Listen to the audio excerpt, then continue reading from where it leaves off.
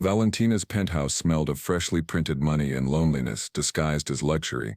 From its floor-to-ceiling windows, Buenos Aires stretched out like a tapestry of flickering lights, a city that existed to serve her unquestioningly.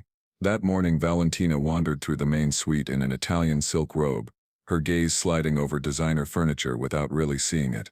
Every polished surface, every piece of contemporary art, spoke of a fortune accumulated over generations, but none of them could fill the void she felt in her chest. Her father Roberto burst into the room with an energy that disrupted the perfect balance of the space. His impeccable suit couldn't hide the tension in his shoulders, and his eyes, normally cold and calculating, shone with a determination Valentina hadn't seen before. Without preamble, he began listing her recent transgressions with the precision of a lawyer presenting charges. The Ferrari wrecked against a lamp-post the previous week, her mother's jewels pawned to cover gambling debts, the endless succession of servants fired for not meeting her impossible whims. Each word fell like a hammer on the penthouse's silent luxury. Valentina attempted her usual defense, a mix of disdain and manipulation that had always worked before. "They're just things, Dad," she said with a voice that pretended to be indifferent, though a barely perceptible tremor betrayed her. "You can buy 10 more 10 times better." But this time, the strategy failed. Roberto didn't flinch at her words. Instead, his gaze grew heavier, more laden with a disappointment that cut deeper than any shout. He spoke of evaded responsibilities, broken promises, the family legacy she was tarnishing with every thoughtless action. Then came the announcement that would change everything. With a terrifying calm, Roberto explained that the penthouse needed urgent repairs to its electrical and security systems, that it would be uninhabitable for at least a full month. Valentina felt a first flash of relief, imagining a trip to Paris or New York, but her father continued. During that time she would live in a more discreet place where she would learn the value of the things she had always taken for granted.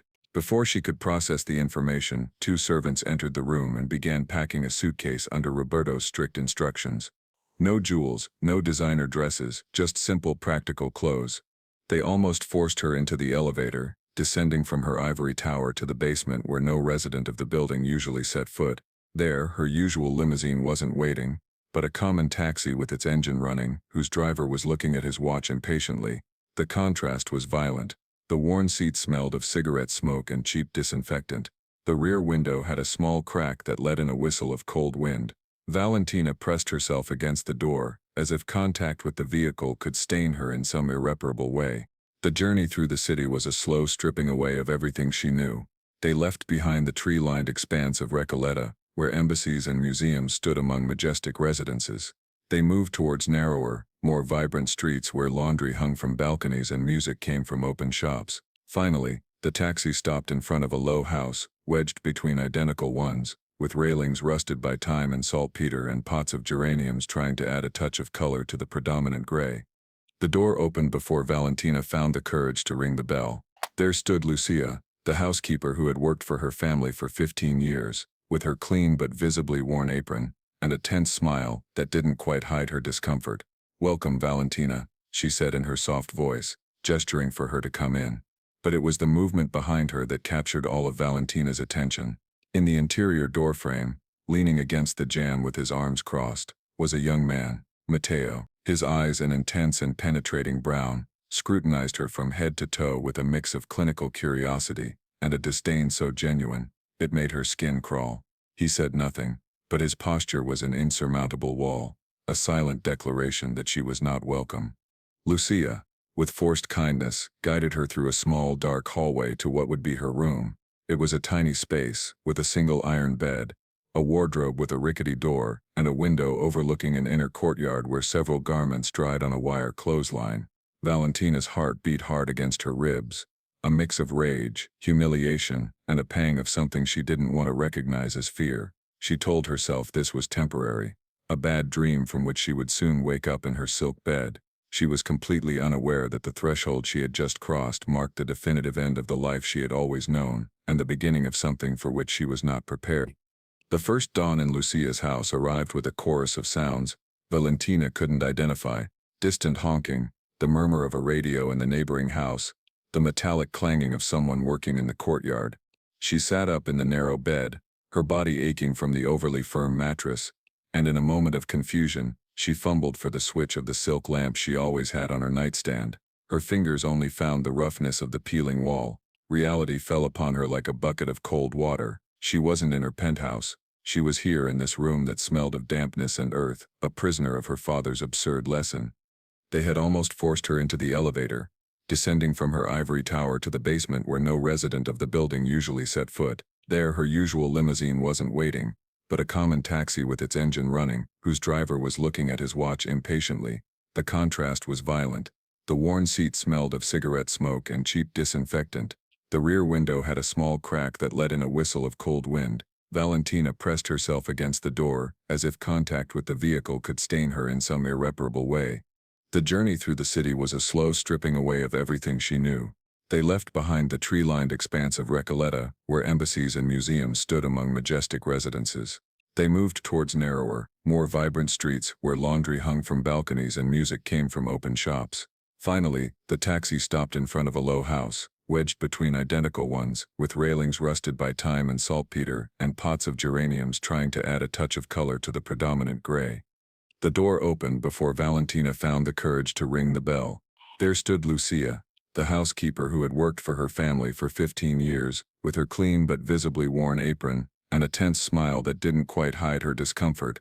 "Welcome, Valentina," she said in her soft voice, gesturing for her to come in. But it was the movement behind her that captured all of Valentina's attention. In the interior doorframe, leaning against the jamb with his arms crossed, was a young man, Mateo.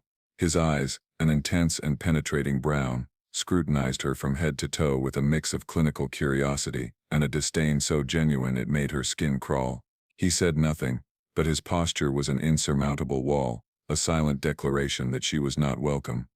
Lucia, with forced kindness, guided her through a small dark hallway to what would be her room. It was a tiny space with a single iron bed, a wardrobe with a rickety door, and a window overlooking an inner courtyard where several garments dried on a wire clothesline. Valentina's heart beat hard against her ribs, a mix of rage, humiliation, and a pang of something she didn't want to recognize as fear. She told herself this was temporary, a bad dream from which she would soon wake up in her silk bed.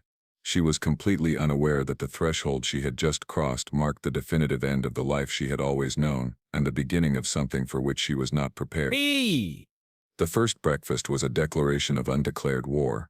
She went down to the kitchen expecting, without quite knowing why, to find at least some of the elegance she was accustomed to. Instead, the formica table was covered with a checkered plastic tablecloth, and in the center, an aluminum teapot steamed next to a plate of pastries from the corner bakery. The smell of machine-made coffee, intense and bitter, filled the room. She stood there looking at the scene with an incredulity that bordered on insult. "I don't eat refined carbs in the morning," she announced, as if dictating a universal law from her imaginary throne. Mateo, already seated at the table with an engineering book open next to his cup, didn't look up. "The tap water is perfectly drinkable," he commented with an irony so subtle it almost went unnoticed, "in case you're worried about dehydrating from the lack of your imported mineral water." The tension thickened in the air. Lucia, with her eternal patience, tried to smooth things over. "I can make you some tea, Valentina, or there's yogurt in the fridge." "It's not necessary," she replied with a gesture of disdain, although the sweet aroma of the pastries churned her empty stomach. Hunger and pride would wage a pitched battle inside her all morning. The afternoon brought the first direct conflict. Lucia, in a soft but firm voice, asked Valentina to please pick up her plate and cup and take them to the kitchen sink. For Valentina, it was as if she had been asked to decipher an ancient code. She took the simple, thick crockery with the tips of her fingers, as if it were contaminated, and deposited it in the cement sink with a metallic clatter that sounded like a desecration. "And now," she asked with a hint of sarcasm meant to hide her discomfort, "do you expect me to wash them too?"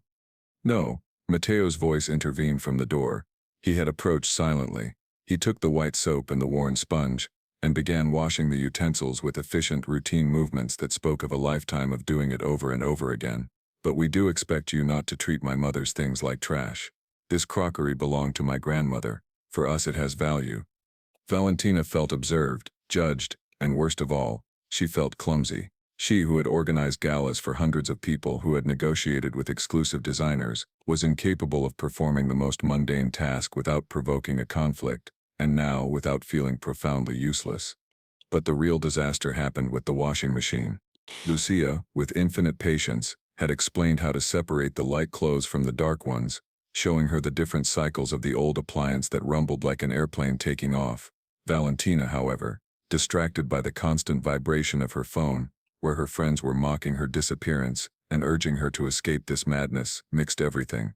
An hour later, Mateo opened the heavy lid of the machine and pulled out a load of clothes that were once white and now had a grayish, uneven tone, stained by a black sock that had bled.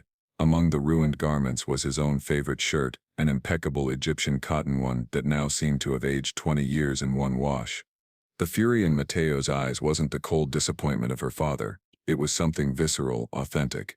He held the spoiled shirt with clenched fists, and when he spoke, his voice was a thread charged with contained rage. "Do you really think the world exists to clean up your mistakes?" he snapped, staring at her intently. "This shirt cost me a month of savings. Do you understand, Valentina? A whole month working after university. It's not just a piece of clothing, it's my effort."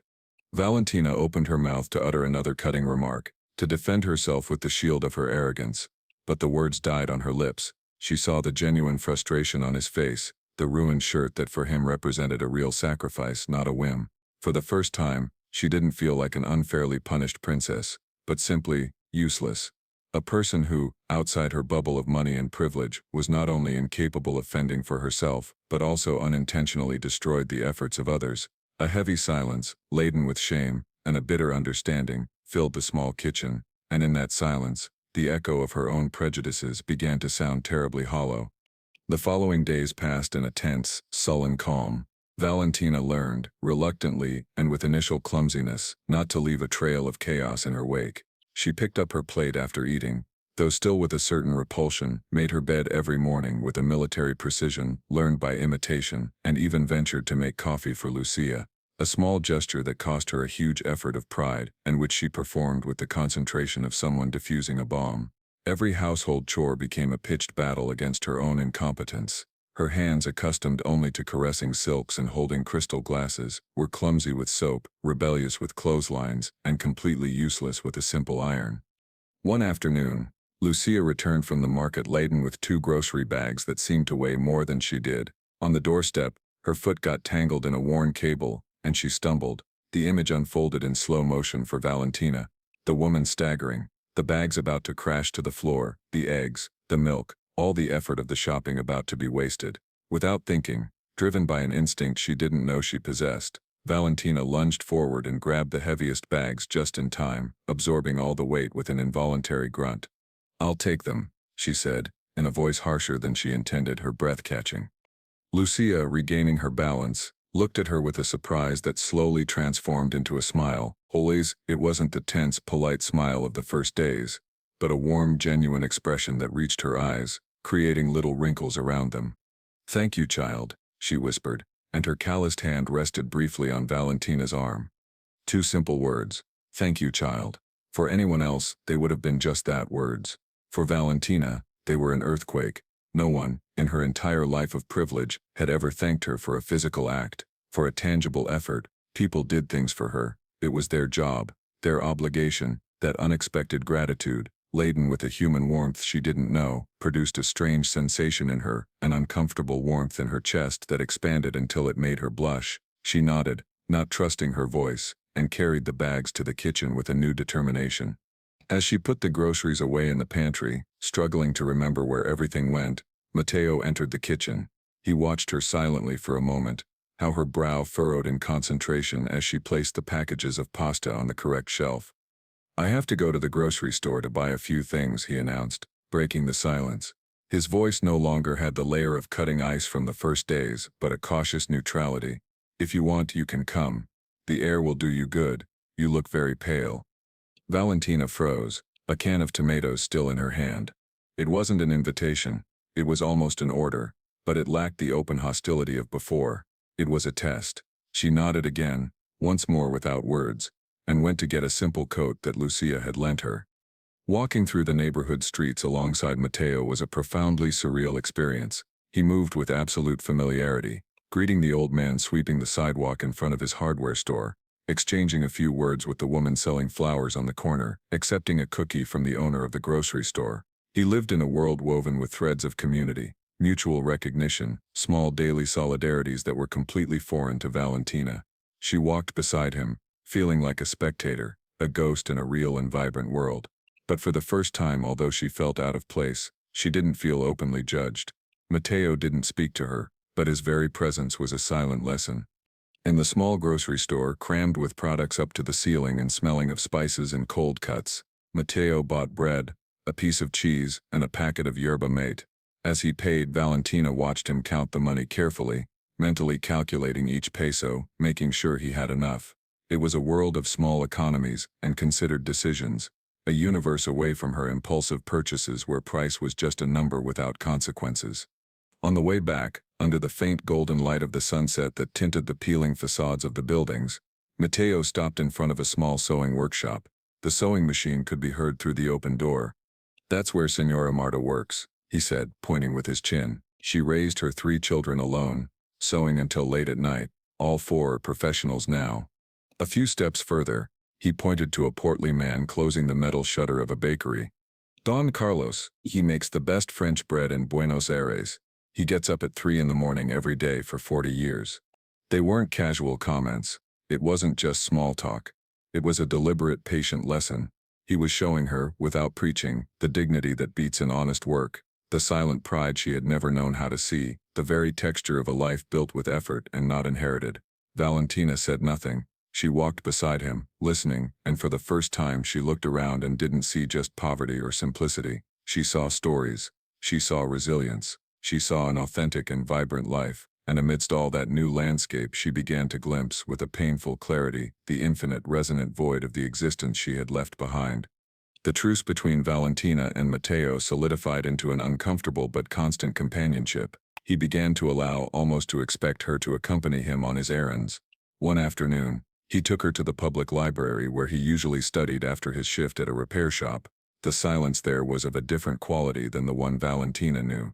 It wasn't the empty, oppressive silence of her penthouse, but a full silence populated by the whisper of turning pages, the slight creak of chairs, the concentrated sigh of dozens of people immersed in their books. It was a communal silence, a collective effort towards something better. Valentina sat across from Mateo, watching him as he sank into his engineering texts. His brow furrowed in deep concentration, his fingers stained with motor grease tracing formulas in the margins. That serene determination, that dedication to building his future with his own hands, was as alien to her as it was fascinating. It gave her a pang of something that could be envy, or perhaps admiration. He possessed a clarity of purpose that had always been denied to her. It was in that environment of studious peace that Valentina, driven by a need she didn't fully understand, began to speak. She spoke to him in a low voice, almost a whisper, about her mother, about the few memories she treasured, hazy like a distant dream, the jasmine scent of her perfume, the feeling of her hand stroking her hair, the unfulfilled promise of a trip to the sea. She confessed about her father's distant figure, a man who confused affection with financial transactions, who believed expensive gifts could suture the wound of his absence. She told him, with a voice that at first trembled but then gained firmness, the feeling of being an ornament in her own life, pretty to display at social events, but empty inside, a ship adrift without a rudder or a port. Mateo listened. He didn't interrupt, didn't judge, didn't offer easy solutions. He just listened, his dark eyes fixed on her, absorbing each word as if each one were a crucial piece of a puzzle. And sometimes, in rare moments of reciprocity, he told her something in return. He told her about his own dream, not just to be an engineer, but to create a small, honest company that would allow him to give his mother the home she always deserved. He told her about the satisfaction of fixing something with his own hands, of seeing the spark of relief in a client's eyes when an appliance started working again. They were simple, earthly confessions, but they were built with the solid bricks of authenticity. It was on one of those walks back home, under a sky tinged with oranges and purples, laughing at an absurd comment Mateo made about a particularly eccentric professor, that the past, like a cruel ghost, caught up with them. A black BMW, shiny and aggressive, stopped abruptly by the curb, its engine purring with a power that seemed out of place on that quiet street. The window descended with an electric buzz, and the face of Franco, a regular from her old life, appeared with his designer sunglasses and a mocking, condescending smile. "Valentina, oh, for heaven's sake," he exclaimed, and his gaze, quick as a whip, ran over Mateo from head to toe, assessing his simple clothes, his worn shoes, with barely concealed disdain. "But what are you doing in this neighborhood of poor people? Did you lose a bet? His smile widened, seeking Valentina's complicity. And who is this, your new charity project? Are you collecting stray souls now? The air was cut. Valentina felt her whole body tense. She saw Mateo's fist clench at her side, but she was the one who moved first. She took a step forward, placing herself slightly between Mateo and the car window. Her voice, when it came out, was not that of the spoiled girl or the ashamed young woman. It was a cold, clear voice, charged with an authority she didn't know she possessed. "Franco, you have no idea what you're talking about," she cut in, each word an ice-cold knife. "This is Mateo, a man who in one day works harder and with more honor than you in your entire empty life." And this, her arm made a wide gesture encompassing the street, the houses, the life beating around them, "is not a neighborhood of poor people. It's my neighborhood. It's my home. Now if you'll excuse us, we have a dinner to get to that's worth more than your entire night at the trendy club." Without waiting for a response, she took a visibly astonished Mateo by the arm and firmly guided him towards the house, leaving Franco with his mouth open and the smile wiped from his face. As she crossed the threshold of Lucia's house, her heart beat with a wild force in her chest. It wasn't from fear or shame, but from a feeling of liberation so intense it almost made her dizzy.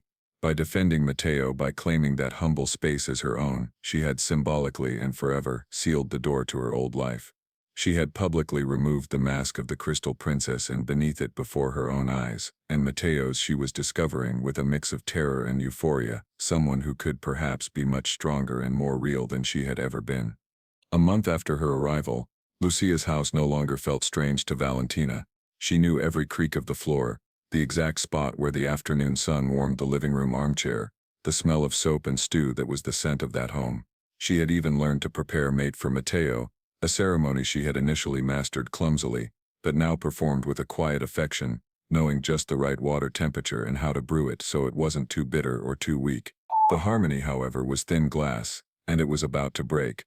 One quiet afternoon, the familiar roar of a powerful engine disturbed the peace of the street. It wasn't Franco's BMW, but the black, silent Mercedes-Benz of Don Roberto. The car stopped with millimeter precision in front of the house, like a predatory animal assessing its territory. The door opened and he got out, impeccable in his tailored suit, but his face, normally a mask of negotiating serenity, showed signs of a tension he could no longer hide.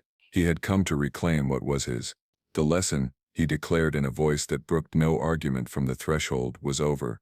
Valentina listened to him from the small living room, with Lucia to one side, knitting with slightly trembling hands, and Mateo standing by the door, a solid protective presence. Her father spoke of reintegrating into her legitimate life, of a trip to Milan for Fashion Week, of forgetting this picturesque incident, like a bad dream from which it was time to wake up. But his words, which would have been orders before, now sounded hollow, like counterfeit coins. Valentina no longer saw the powerful man who used to intimidate her. She saw a lonely man, who used money and control as a wall against the world and against his own pain. "No," she said, and her voice didn't tremble. It sounded clear and firm in the modest room. "I'm not going back with you." The disbelief on Roberto's face turned into a cold, dangerous anger. His eyes, so similar to hers, narrowed. "Are you going to give up everything? Your inheritance? Your name? Your life? For this?" he asked, with a dismissive gesture that encompassed the humble room, the simple furniture, the presence of Lucia and Mateo. "For a fantasy of a simple life that will wear off in a week when you realize there are no servants here, no luxuries, no future." "It's not a fantasy," Valentina retorted, standing up to face him. She was no longer the girl who shrank from his fury. "It's real. I've worked here. I've sweated here. I've learned the value of things that have no price. I've lived here, truly, Dad. For the first time in my life, I have lived." The argument intensified, filling the small house with shockwaves. Roberto hurled accusations, called Mateo an opportunist trying to take advantage of a rich, confused girl. Valentina defended her new home, Lucia, Mateo, with a ferocity that surprised even herself. She shouted that his world of money was the real empty shell, that he was the one living a fantasy of power and control. Finally, Roberto, defeated not by the arguments but by the radical transformation he saw in his daughter, turned away angrily. "You'll regret this," were his last words before leaving, and the Mercedes door slammed shut, echoing throughout the street. When the sound of the engine faded, Valentina collapsed into the armchair, exhausted but euphoric, flooded by a wave of dizzying freedom. She had chosen.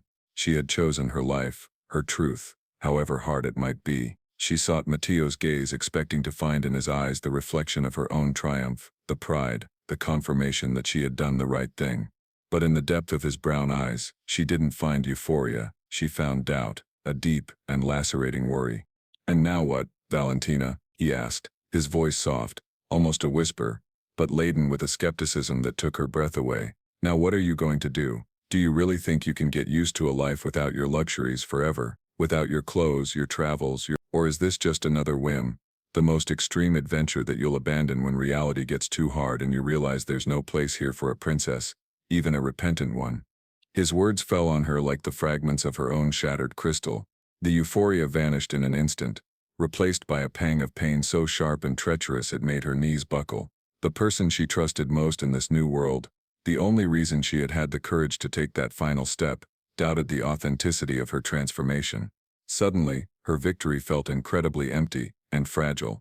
She had burned her ships with a courage she didn't know she possessed, but the shore she was now on seemed to sway beneath her feet, threatening to return her to a sea of uncertainty and loneliness. Mateo's doubt settled between them like an unwanted guest, poisoning the air they breathed. The following days were of a silent, exhausting tension. Valentina performed her household chores automatically, but the light that had begun to shine in her eyes seemed to have gone out, dimmed by the shadow of uncertainty. She walked through the house like a ghost, wondering if Mateo was right. If deep down her transformation was just a superficial layer, a disguise of humility that would come off at the first real challenge. She looked at her hands, no longer perfectly manicured but not calloused like Lucia's either, and felt trapped in a limbo, belonging to no world. Mateo, for his part, had withdrawn into a sullen silence. He worked more hours at the workshop, came home late, and avoided any contact beyond what was strictly necessary. His distance was a wall more painful than his initial scorn, because now every avoided glance, every unspoken word, confirmed the fear gnawing at her. He thought she was a fraud. The final break, however, did not come from them. It came from Lucia, the peaceful and serene Lucia, who had observed the growing tension with deep sadness, lost her patience during dinner one silent night. She slammed her fork against her plate with a shrill sound that made both of them jump. "Enough," she exclaimed, and her voice, normally so soft, trembled with contained emotion. Her eyes shone with tears of frustration. "I've seen you both change. You, Valentina, becoming more human, learning the value of simple things, leaving behind that layer of pride that hurt you. And you, Mateo, opening your heart to someone who was different from us, leaving behind your prejudices. And now you're going to give up, out of fear, out of wounded pride?" Her gaze fixed on her son. "Love, my son, is not a game for cowards. It's not just for the rich or for the poor. It's for the brave. And I've seen it born between you, even if you pretend to deny it now." Her words, charged with a simple and powerful truth, resonated in the small kitchen like a bell. Mateo lowered his head, ashamed, while his knuckles turned white from gripping the edge of the table. Valentina felt the knot of anguish in her throat dissolve into a torrent of silent tears that began to stream down her cheeks. That night, under the silvery light of the moon filtering through the window of the small courtyard, they found each other. It wasn't a planned meeting, but the inevitable result of a shared need. "I'm afraid," Mateo admitted for the first time, his voice broken by vulnerability. "Afraid that one day you'll wake up and realize this isn't enough, that the charm of simplicity will fade, and you'll miss your old life. Afraid that I won't be enough to fill that void." Valentina looked at him, and in her eyes there was no trace of the spoiled princess, but of a woman who had found her strength. "I'm afraid too," she confessed, her voice a whisper. "Afraid that you'll never truly trust me, that you'll always see, hidden beneath the surface, the capricious girl who one day arrived at your house. But my greatest fear is going back to being that person. Here with you and your mother, I've found something money could never give me: a purpose." It was then that Valentina made the final decision.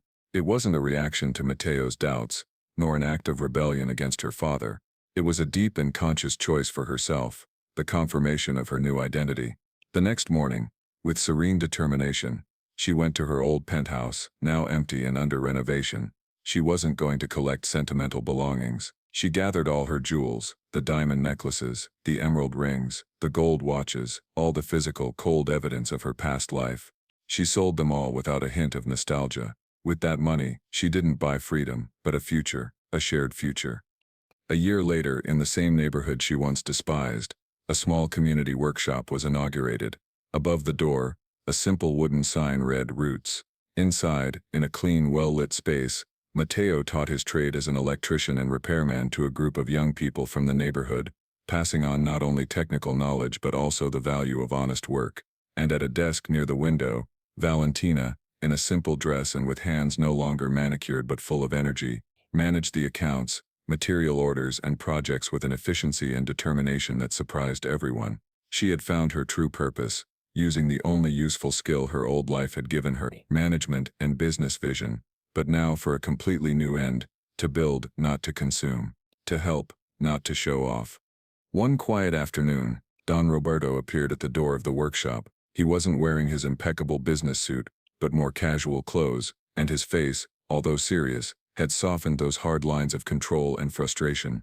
He hadn't come to approve or reproach. He had come, simply, to understand. He watched his daughter from a distance, not as the rebellious princess, but as a confident woman, talking to a client with an authentic smile. He saw Mateo, not as an adversary, but as a partner who looked at her with a respect and love he had never provided. There was no grand embrace or melodramatic forgiveness, just a quiet, hesitant conversation in a corner of the workshop, a first fragile bridge stretched over years of emotional distance. The true ending wasn't and they lived happily ever after. It was a much simpler and deeper scene. Valentina and Mateo, hand in hand, dug a small hole in a neighborhood square. Between them, a young tree, its trunk still slender but full of life. Together, carefully they planted it, tamping down the soil around it with their hands, laughing when a bit of mud splashed Valentina's face. It wasn't an empty romantic gesture. It was a powerful symbol, an act of faith in a future they had chosen to build together, with their own hands, on the fertile ground of equality, respect and the true love they had worked so hard to find and defend. A person's worth, they finally understood in the shared silence that followed, is not measured by the fortune they inherit or the surname they carry, but by the life they choose to sow, the love they are capable of giving, and the positive mark they leave on the world with what they have managed to learn. And now, dear friends, we leave you with this story that has come to its end. We invite you to reflect, what would you have done in Valentina's place, facing that crossroads between the known and the authentic? Do you believe that love, with all its transformative power, can truly break down the barriers that the world and we ourselves erect? And in Mateo's place, would you have been able to trust and open your heart after so many initial doubts and prejudices? We await you in the comments. Tell us what lesson you take from this journey. And if you want to join us for more stories that explore the depths of the human heart, don't forget to subscribe. Your company and your reflections are the most valuable things on this path we undertake together.